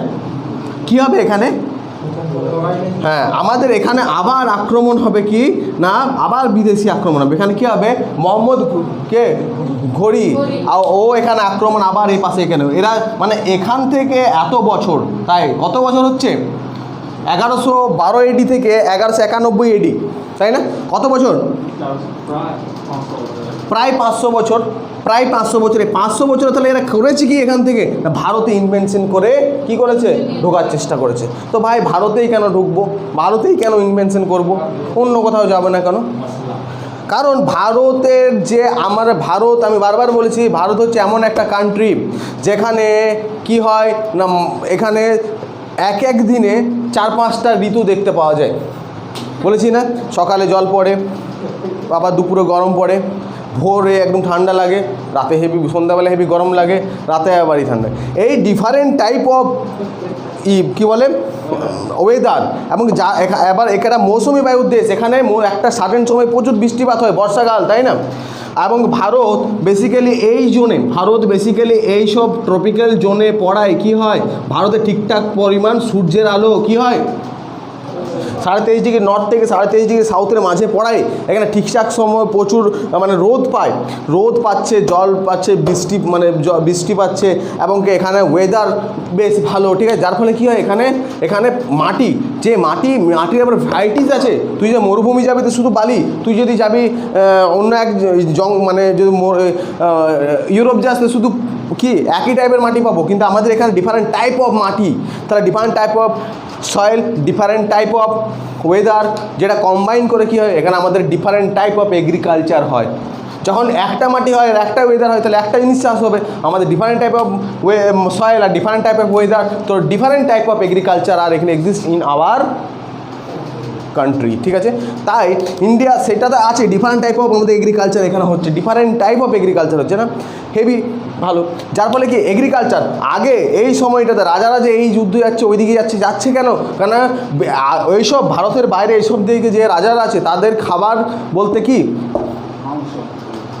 মানে এই যে চাষবাস এগুলো, তো ওই সব খাবার তো তাদেরকে নিতে হবে, সব জায়গায় তার চাষ হয় না, তো বিভিন্ন সাম্রাজ্যকে অ্যাকুইস্ট করে খাবার, আর যদি খাবার না থাকে তাদের সাম্রাজ্য কি সোনাদানা, কেন সোনাদানা দিয়ে ট্রেড হতো, ইকোনমিক্সে পড়েছি সেই সময়, তাই না? তো সোনাদানা থেকে ট্রেড করব, তাই না? এই মেন্টালিটি, তো এগুলো অ্যাকুইস্ট করতেই তারা আসতো, বুঝতে পারলে আমাদের এখানে। প্লাস ভারতে প্রচুর মিনারেল, তাই না, খনি, এই সব মিলে ভারতকে কী বলা হতো, সোনেকা চিড়িয়া বলা হতো না? হ্যাঁ, ভারত ছিল এবং আছে, এখন কি আছে, ইউটিলাইজ করতে হবে, ঠিক আছে? এত ভালো ম্যান পাওয়ার আছে, সেটাকে ইউটিলাইজ করতে পারবে, বুঝতে পেরেছিস তো? এবার 2-3 দিক দিয়ে দেখতে হবে, তোর ঘরে যদি 17 জন মেম্বার, তার মধ্যে যদি মানে 12 জনই যদি ইয়ং আছে, তাহলে একটা খুশির ব্যাপার।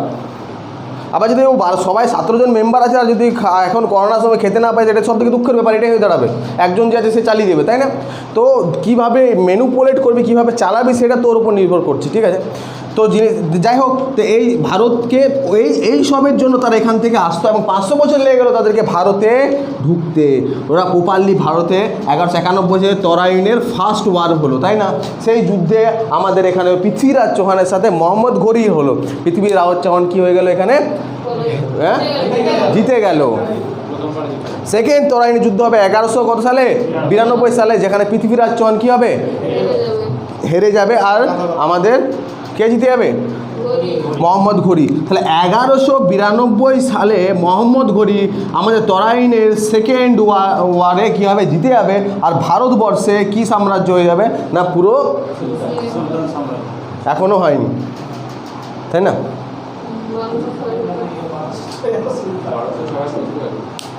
তাহলে 1206 কি,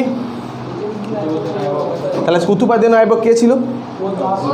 হ্যাঁ, কারণ ঘড়ি, এই যে মোহাম্মদ ঘড়ি কি করবে, মোহাম্মদ ঘড়ি একা আসেনি, ও অনেকজনকে নিয়ে এসেছিল, তাই না? ওর অনেক সৈন্যদল থাকবে না, তার মধ্যে একজন ছিল কুতুবউদ্দিন আইবক, তাই না? তো কুতুবউদ্দিন আইবক কী করবে, যত সাম্রাজ্য বিস্তার করবে, লুটফুট করে চলে যাবে মোহাম্মদ ঘড়ি, ঘুর সাম্রাজ্য থেকে এসেছিল, তাই না? মোহাম্মদ ঘড়ি চলে যাওয়ার পর ওকে এখানে লাহোরের এখানে রেখে দেবে, তুমি এখান থেকে এখান জায়গা যা ট্যাক্স ফ্যাক্স রাজাদের কাছ থেকে নিয়ে নিয়েছি, সেই ট্যাক্সগুলো তুমি আমাকে দেবে, পাঠাবে। কিন্তু ও ওখানে মারা যায় তখন এখানে কি করে রে, ও যেহেতু কুতুবউদ্দিন আইবক ওর স্লেভ ছিল, দাস ছিল, তাই এখানে ও কি করে ভারতে দাস বংশ প্রতিষ্ঠা করে দেয়, তাই না, স্লেভ ডাইনেস্টি। আর ভারতে যখন তার আবার স্লেভ ছিল একজনকে কুতুবউদ্দিন বখতিয়ার কাকি, ইখতিয়ার উদ্দিন বিন বখতিয়ার খলজি, তাকে কি করবে না, ও তাকে বাংলা ইনভেনশন করতে পাঠিয়ে দেবে যে যাও তুমি এবার সাম্রাজ্য ওদিক দিয়ে সব জায়গাগুলোকে ক্যাপচার করে নিয়ে আসো, তাই না। তখন বাংলায় সেন যুগ চলছে, তাই না।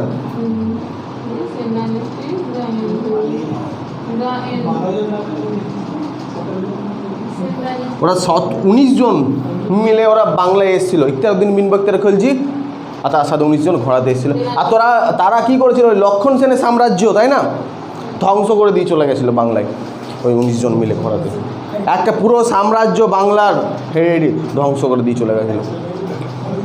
বুঝতে পেরেছি কেসটা। তো যাই হোক, তো আমরা কি দেখলাম, তো এখানে আমাদের কি হয়ে যাবে না, দাস বংশ, এখানে স্লেভ ডাইনেস্টি শুরু হয়ে যাবে কত সালে, 1206। ঠিক আছে, তো আমরা এখানে স্লেভ ডাইনেস্টি পড়ি, যেটাকে আমরা অ্যাকচুয়াল কী করে সুলতান ডাইনেস্টি পড়বো। সুলতান ডাইনেস্টি কত দূর থাকবে, কতদিন থাকবে, এইটা এতদিন লাগলো কত, আমরা এখানে কি জানলাম না, আমরা এখানে জানলাম কত 712 থেকে কি হলো 1191-92, তাই না, এটা হচ্ছে ইনভেনশন পিরিয়ড, তাই না। ঠিক আছে, ও 712, তো এখানে দিয়ে দিবি, ঠিক আছে। তো যাই হোক, এইবার তারপরে কী হবে, এই 1192 থেকে বেসিক্যালি একদম অ্যাকচুয়ালি 1192 না, 1206 ধরা হয়, তাই না, একদম ডাইরেক্ট চলে আসবে, যেহেতু ইনভেনশন করে নিয়েছি এবার আমরা ধরে নেব একদম কত 1526। এই সময়টা পুরোটাই কি বলা হয়, সুলতান পিরিয়ড, সুলতানের যুগ না, সুলতান, হ্যাঁ দিল্লি সুলতান যুগ।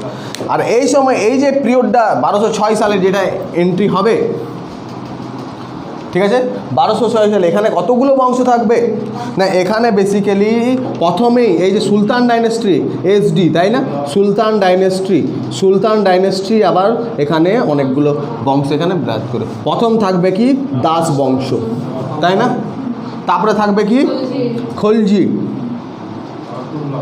তারপরে তুগলক, তারপরে সৈয়দ, তারপরে লোদি, তাই না।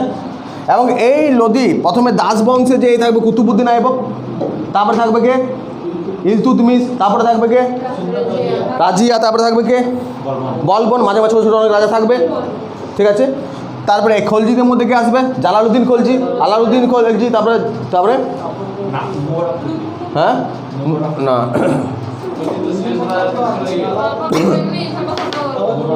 আরে আলাউদ্দিন খলজি নাম বল আগে, জালালউদ্দিন খলজি থাকবে, তারপর আলাউদ্দিন খলজি, মোবারক শাহ খলজি, তাই না, হ্যাঁ। তারপরে আসবে তুগলকের মধ্যে প্রথম কে থাকবে, গিয়াসউদ্দিন তুগলক, তারপরে মোহাম্মদ বিন তুগলক, তারপরে ফিরোজ শাহ তুগলক, তারপরে হ্যাঁ, তারপরে চলে আসবে কি লোদি, সৈয়দ থেকে দুজনের নাম পাবো, খিজির খা, তাই না, খেজুর খা। আর লোদির মধ্যে কি হবে, লোদির মধ্যে হবে কি কি হলে বিএসআই, বৌল লোদি, সিকান্দার লোদি আর ইব্রাহিম লোদি।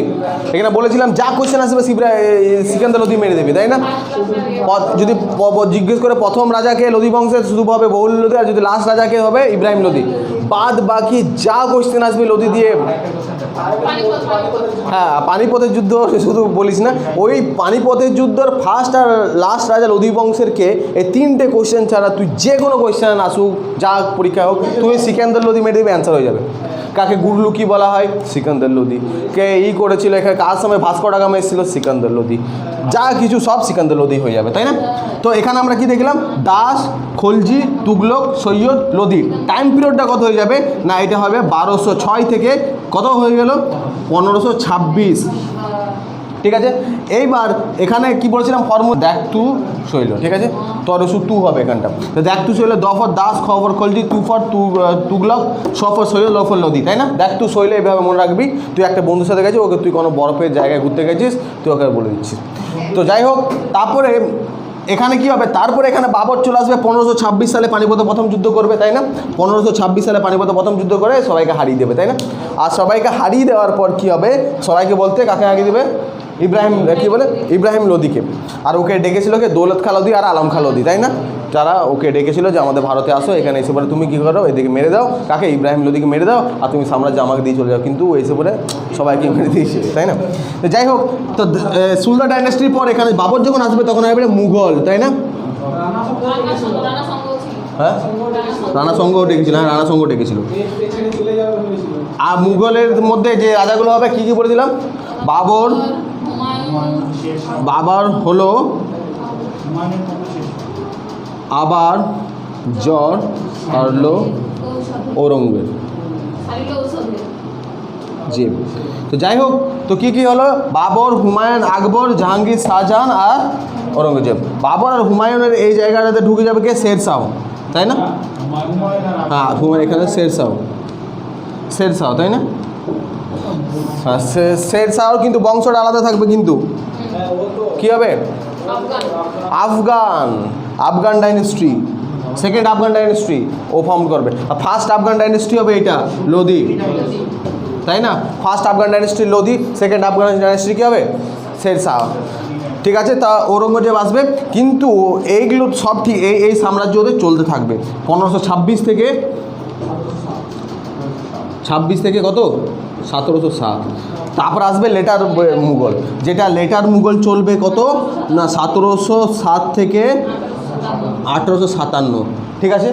তার সাথে 1857 আমার এখানে কী হবে, রানী, এখানে ব্রিটিশ রানী কী করে দেবে, এখানে 1898 ক্রাউন রুল করে দেবে, আমাদের এখানে ব্রিটিশ ইনভলভ হয়ে যাবে পুরোপুরি আমাদের শাসন ব্যবস্থায়, তাই না? ব্রিটিশ কত দূর পর্যন্ত চালাবে, 1858 থেকে পুরো 1947, তাই না? একদম 47 স্বাধীন হবে, তারপর থেকে কংগ্রেস চালাবে, তারপর থেকে বিভিন্ন দল, তারপর এখন বিজেপি চালাচ্ছে, তাই না? তাহলে একদম লাস্ট এটা হবে। এবার কি হবে, এই যখন আমরা এটা দেখব তখন এখানে এর সাথে একটা আরেকটা জিনিস দেখতে হবে, যে যখন আমরা এই মুঘল বা এই এদের ইন্ডাস্ট্রি যখন ইন্ডাস্ট্রি বলছি সরি এদের যখন কি ডাইনাস্ট্রি দেখছি, তখন কি হচ্ছে, এই যে লোদির সময় না 1498 খ্রিস্টাব্দে, এই লোদির সময় 1498 খ্রিস্টাব্দে এখানে ভাস্কো ডা গামা, কোথাকার লোক ভাস্কো ডা গামা, ও হচ্ছে রোনাল্ডোর লোক, পর্তুগাল। এখান থেকে 1498 খ্রিস্টাব্দে ভাস্কো ডা গামা লোদিদের সময়, লোদি হবে কার সময় হবে তাহলে, সিকান্দার লোদি হবে না? এই 1498 খ্রিস্টাব্দে ভাস্কো ডা গামা আসবে, আর এসে পরে ওরা 1510 সালে কী করবে, গোয়া দখল করবে, তাই না? নিয়ে যাচ্ছে 1510 সালে গোয়া দখল করে নেবে কে হচ্ছে, পর্তুগিজরা, তাই না? এবং ওরা ঠিক ভারতের একটা সাইডে, এইসব সাইডে ওরা ওরা একটা অধিকার নিয়ে নেবে, মানে ভারত এদের সুলতানদের সময় একটু একটু করে বেরোবে লাস্ট দিকে। যখন মুঘল হবে, মুঘল পর ব্রিটিশ ইস্ট ইন্ডিয়া কোম্পানি 1600 সালে তৈরি হবে, তাই না? আর 1608-এ ভারতে আসবে, 1608-এ ভারতে আসবে, তখন সুরাটে আসবে এখানে, তাই না? তখন এখানে রাজা কে থাকবে, জাহাঙ্গীর, দিল্লি রাজা থাকবে জাহাঙ্গীর, ঠিক আছে? আর জামুরিন এসেছিল, ভাস্কো ডা গামা এসেছিল, তাই না? তাই ওদের হিস্ট্রি আমি সব ঢুকবো, ঠিক আছে? আগে আমি জিনিসটা বুঝ। তো যাই হোক, কী হলো 1608 সালে, কী হলো 1608, তাই তো 1608 সালে এখানে ভারতে চলে আসবে। ভারতে আসার পর ওরা ব্যবসা বাণিজ্য করবে। ওরা আগে ব্রিটিশ কেন ভারতে এসেছিল, ওয়াই ব্রিটিশরা ভারতে এসেছিল কেন, ব্যবসা করতে না, আমাদের এখানে ক্যাপচার করতে, হ্যাঁ হ্যাঁ, ওরা এখানে ব্যবসা করতে এসেছিল, তারপরে কি করে নিয়েছে, ক্যাপচার করে নিয়েছে। ওরা কিন্তু ক্যাপচার করতে আসেনি। এটা থেকে আমরা কী থেকে বুঝতে পারি যে তারা ব্যবসা করতে এসেছিল কেন, তো আর কী বলে ওরা ক্যাপচার করতে আসেনি, পরে ক্যাপচার করেছে, কী থেকে বুঝতে পেরেছি, কী থেকে বুঝতে পারলাম আমরা? যেমন আজকে যদি তুমি কারো ঘরে গেছো,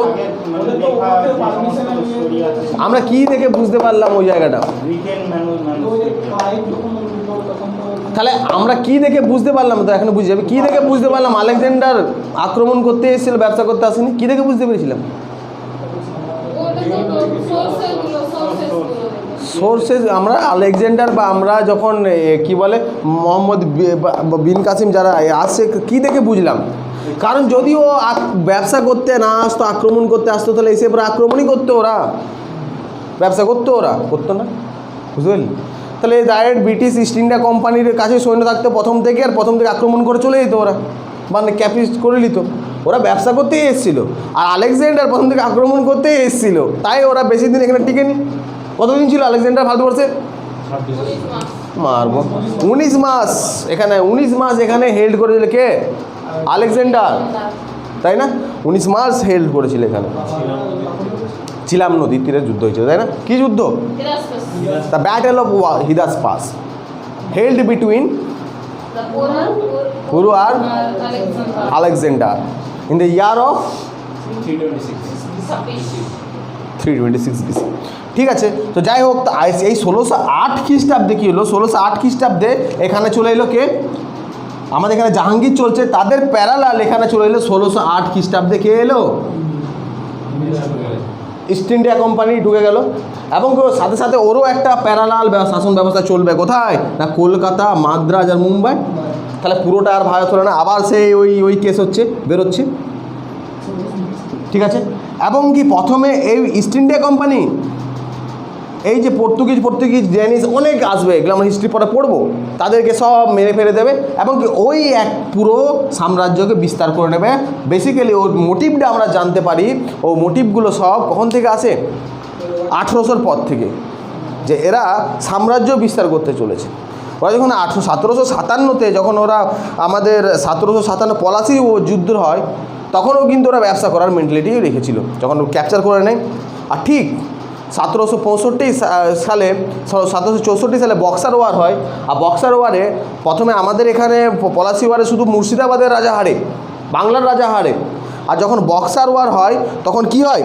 দিল্লির সুলতান, কি নাম ছিল? দ্বিতীয় শাহ আলম। সেই সময় দিল্লির রাজা দ্বিতীয় শাহ আলম, দিল্লির রাজা মানে পুরো দেশের রাজা ধরে নেয়, যে জায়গাটা ছিল ওর আন্ডারে। তারপরে অযোধ্যা নবাবকে সুজাউদ্দৌলা, আর বাংলার নবাব কে ছিল? মীর কাসিম। তখন বাংলার নবাব ছিল না, ও তখন পালিয়ে চলে গেছিলো কোথায়? বিহারে, মুঙ্গেরে। বাংলায় অন্য একজনকে রেখে দিয়েছিল ইস্ট ইন্ডিয়া কোম্পানি। তো ওই যে ওরা সবাই মিলে এখানে কনকিয়ার করে একসাথে হয়ে পরে যুদ্ধ করলো, কার সব বিরোধী? East India company. East India company কি ওদেরকে হারিয়ে দিল। যখন হারিয়ে দিল তখন ওরা দেখছে ভারতের বুকে পুরো সাম্রাজ্য তো আমাদের হয়ে গেছে, অতজনকে হারিয়ে দিচ্ছি, কিন্তু ও তো একটা কোম্পানি, ও কী করে সবাইকে মানে করতে পারে, চালাতে পারে। তখন বললো যে এটা তো সত্যি। তো কোম্পানিরা মিটিং বসলো, তারা ভাবলো না এখন আমাদের সময় হয়নি বিস্তার করা, আমাদের কোনো মোটিভও নয় বিস্তার করা, আমরা কী করে ট্যাক্স কালেক্ট করে আমরা টাকা আরও বেশি কালেক্ট করব। ওরা ওখানে কী করে এলাহাবাদ চুক্তি করে 1765 সালে, তার পরের বছরই ওই এলাহাবাদ চুক্তি করে কী করে ডেকে নেয় সব রাজা ফাজাকে, যে তোমাদের জায়গা তোমাকে ফিরিয়ে দিলাম, আর বার্ষিক 26 লক্ষ টাকা তুমি আমাকে দেবে প্রত্যেক বছর, বুঝতে পারলে? ট্যাক্স তুলে ওই 26 লক্ষ টাকা আমাকে দেবে ইস্ট ইন্ডিয়া কোম্পানি, আমি তোমাকে দিয়ে দেবো 26 লক্ষ টাকা। আর তার পরিপ্রেক্ষিতে তোমাদের যতগুলো অঞ্চল আছে তোমার আন্ডারে, ও ট্যাক্স তুলতে আর তুমি যাবে না, আমি যাব। এবার কি তুলছি আর তোমাকে দেখতে হবে না, আমি কি করছি না, আমি পুরো ট্যাক্সটা আমি তুলবো, তার মধ্যে 26 লাখ টাকা দিয়ে দেবো দিল্লির রাজাকে। দ্বিতীয় শাহ আলমকে বলে সিগনেচার মারায়। এবং 1765, তাই তো এই ঘটনাটা ঘটে। 4-5 বছরে এমন ট্যাক্স নেই যে ভারতের 76 মন্বন্তর হয়ে যায় বাংলায়। 1770, মানে বুঝতে পারছিস কি অবস্থাটা খারাপ আগে থেকেই করেছিল, আরও বেশি চেপে দিল।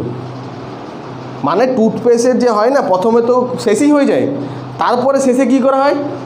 মুড়ে পরে কেটে দেয় না, ওইটা হলো কখন না 1770 দেখলাম আমরা, যে আমাদের এখানে 76 মন্বন্তরে ঘটলো, তাই না?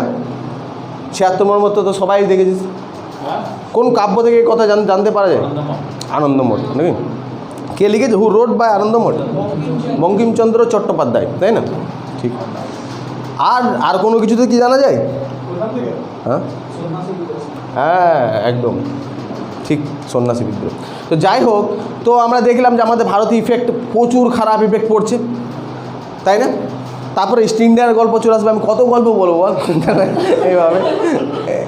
তো যাই হোক, তো আমরা কি দেখলাম যে আমরা এখানে কোথায় আসছি, ইস্ট ইন্ডিয়া কোম্পানি। ও কি করবে আস্তে আস্তে যখন ও আমাদের এখানে কি হবে না, ইস্ট ইন্ডিয়া কোম্পানি, এবার ইস্ট ইন্ডিয়া কোম্পানিকে রেগুলেট করতে করতে কী হবে না, বিভিন্ন কমিটি বসবে, রেগুলেশন অ্যাক্ট হবে, ব্রিটিশ থেকে ইস্ট ইন্ডিয়া কোম্পানিকে রেগুলেট করবে যে তুমি এটা তো খুবই খারাপ করছো, তাই না? মানে অ্যাকচুয়াল ও ব্যবসা করতে গেছে, আমাদের এখানে একটা টাটা ব্যবসা করতে গেছে শ্রীলঙ্কাকে, আর শ্রীলঙ্কাকে ক্যাপচার করে নিয়েছে। তা আমাদের মোদিজি তোকে ফোন করে বলবে, আরে তোমাকে ব্যবসা করতে জন্য লাইসেন্স নিয়ে গেলে, তুমি এটা কী করলে, শুনছি নাকি এরকম এরকম মিডিয়া থেকে দেখতে পেলাম। তখন বললাম ঠিক আছে, হ্যাঁ করে যখন ফেলেছো তাহলে আমিই যাচ্ছি।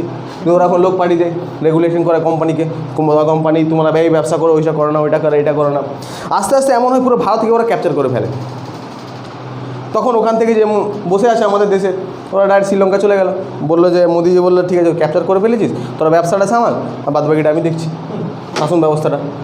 ওটাও হলো কেন, কারণ এরা যখন ব্যবসা করতে করতে এমনই হলো, এমন প্রসিডিউর হলো, 1857 সালে কী হলো, মহাবিদ্রোহ ঘটে গেল, তাই না? মাইলস্টোন 1857 সালে কী হলো, মহাবিদ্রোহ ঘটে গেল।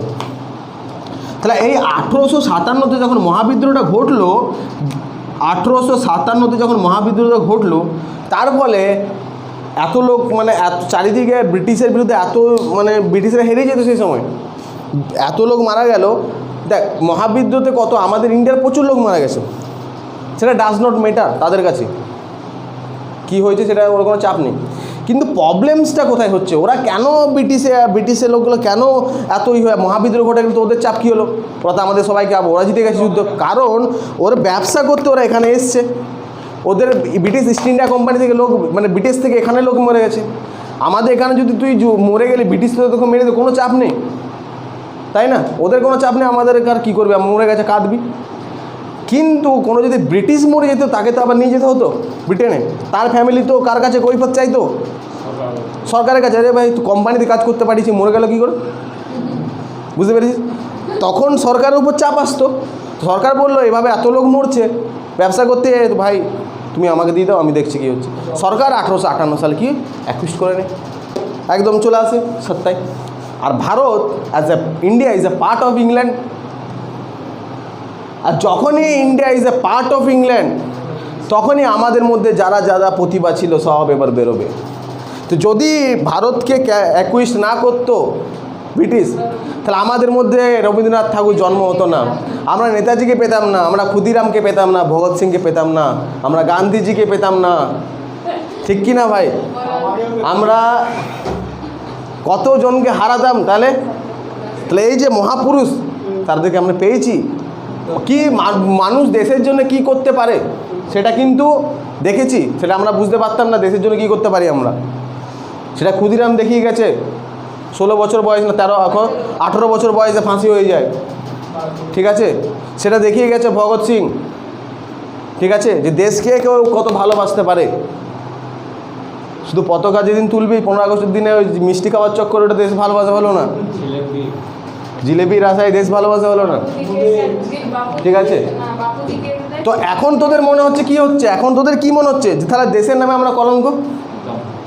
কিন্তু যেদিন দেশে এরকম কোনো কিছু ঘটবে, আমাদের মধ্যে আবার ওরকম নেতাজি বেরোবে, আমাদের মধ্যে ওরকম কে বেরোবে, ক্ষুদিরাম বেরোবে। তো সব আছে, স্টোর করা আছে, সব তোদের মধ্যে স্টোর আছে না।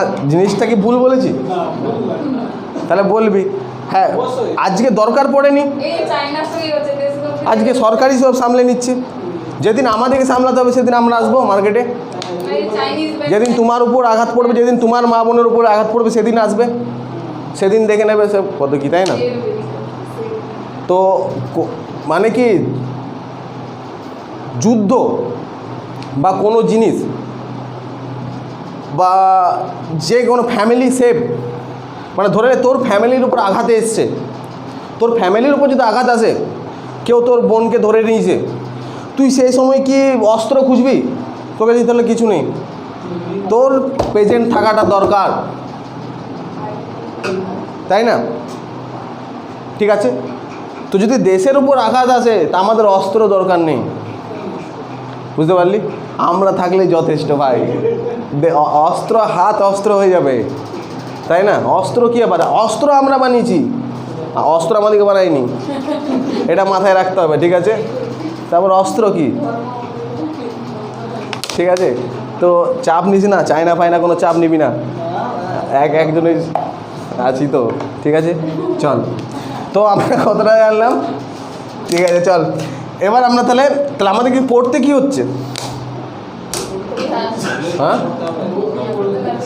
তাহলে যা বললাম সব পড়তে হবে আমাদেরকে, বা এবার মুখস্থের পাঠ আসবে, যা বললাম সব মুখস্থের পাঠ আসবে। তাহলে আমরা এবার ইস্ট ইন্ডিয়া কোম্পানিটা সেপারেট দেখব, ইস্ট ইন্ডিয়া কোম্পানি সেপারেট দেখব, সেপারেট ডাচ কোম্পানি দেখতে হবে, সেপারেট পর্তুগিজ কোম্পানি দেখতে হবে, সেপারেট ড্যানিশ দেখতে হবে। এই যে পার্টটা সেপারেট দেখব। যখনই সেন্ট্রালাইজ চলবে, ভালো করে বুঝবি, যখনই সেন্ট্রালাইজ শাসন ব্যবস্থা চলবে, ঠিক তার পাশে পাশে কি চলবে, ঠিক তার পাশে পাশে চলবে কি, হ্যাঁ মানে যখন এখানে সেন্ট্রালাইজ চলবে, হয় মৌর্য বয় শাসন বা গুপ্ত বা যা কিছু চলবে, তার সাথে সাথে রিজনালও কিছু চলবে। তো যখনই রিজনাল সেন্ট্রাল চলবে, রিজনাল চলবে। এবার কি পার্থক্য কি, যখন এখানে গুপ্ত চলবে তার পাশে এখানে ধরলে আমাদের কে চললো, শশাঙ্ক বা আমাদের হর্ষবর্ধন চলবে বা শশাঙ্ক চলছে। যখন এখানে পোস্ট অফ মৌর্য চলবে তখন তার পাশে শুঙ্গ চলছে বা শুঙ্গ পরে আসছে। তো এরকম রিজনাল চলছে, সাউথে কিছু চলছে, এটা আমাদের দেখতে হবে কম্পেয়ার করে। তার সাথে যখন এখানে চলছে আমাদের কি বল, এখানে ধরলে যখন সুলতান চলছে, তার সাথে এখানে আসছে কি, সুলতানের সময় অনেক কিছু, হ্যাঁ বিজয়নগর বাহন এগুলো সব অনেক কিছু আসবে, বা আস্তে আস্তে মানে পর্তুগিজ আসবে, তাদের শাসন ব্যবস্থা দেখতে হবে, ডুপ্লে দেখতে হবে, হ্যাঁ মারাঠা আসবে, পাঞ্জাব আসবে, সব দেখতে হবে। এগুলো সব রিজনাল দেখবো। তো হেভাবে হিস্ট্রিটা তৈরি করব। তারপরে কি, যখন এখানে আমরা দেখবো মুঘল, তার সাথে সাথে কি ইস্ট ইন্ডিয়া কোম্পানি তৈরি হবে, ঠিক আছে। এইভাবে পুরো কম্প্যাক্ট যদি আমরা পড়ে নিই, হিস্ট্রি শেষ ধরে ধরে। এটা ছিল ওভারভিউ। এটা হচ্ছে পুরো এনসিয়েন্ট থেকে কত হলো 1857। এবার 1857-তে তারপরে ওই ব্রিটিশদেরকে তাড়ানোর জন্য আমরা কি কি করলাম, সেই হিস্ট্রিটা আলাদা হিস্ট্রি ভাই। সেটা শুরু হবে 1858 থেকে। আর আইএনএম, যেটা হিস্ট্রি না, যেটা আমরা আমাদের পূর্বপুরুষকে পড়বো, তাই না? ওটা হিস্ট্রি আর বললে হবে না, ওটাকে জিয়ে রাখতে হবে, তাই না? ওটাকে হিস্ট্রি খাতায় রাখলে হবে না, যে আমাদের কত প্রতিভা ছিল সেটা আমাদের বেরিয়ে এসছে তখন, তো সেটাকে জিয়ে রাখবো, হিস্ট্রি হিসাবে পড়বো না। হ্যাঁ, সেখানে আমরা কত লোককে পড়তে হবে, তাই না? সেখানে অনেক ভালো লোক আছে, অনেক মেন্টালিটির অন্যরকম লোক আছে, ঠিক আছে। একদম সব কিছু তারা মানে সবাইকার মোটিভ থাকবে যে ব্রিটিশকে দেশ থেকে হাঁটাও, কিন্তু সবাইকার এম একটাই থাকবে, লক্ষ্য এক, কিন্তু পথ আলাদা। বুঝতে পারছি? আমাদের গান্ধী চাইছে শান্তভাবে হবে, আমাদের নেতাজি চাইছে যে মেরে নেবো, একদম হাঁটিয়ে নেবো ভাই, আমাদের এসছে দেখে নেবো। আমাদের মৌলানা আবুল কালাম আজাদজি চেয়েছে যে না শান্তিপ্রিয়ভাবে হোক, বুঝতে পেরেছিস তো। আমাদের কি বলে ভগৎ সিং চেয়েছে যে মারো, আমাদের চেয়েছে, জিনিস একটা, কাজ সবাই ভালো করেছে, বুঝতে পেরেছি। কোনো মোটিভ এক আছে, আবার করেছে যা করেছে করেছে, আমাদের কোনো চাপ নেই, স্বাধীনতা পেয়েছি, তাই না? সব তাদের অবদান সবারই সমপরিমাণ অবদান, ঠিক আছে।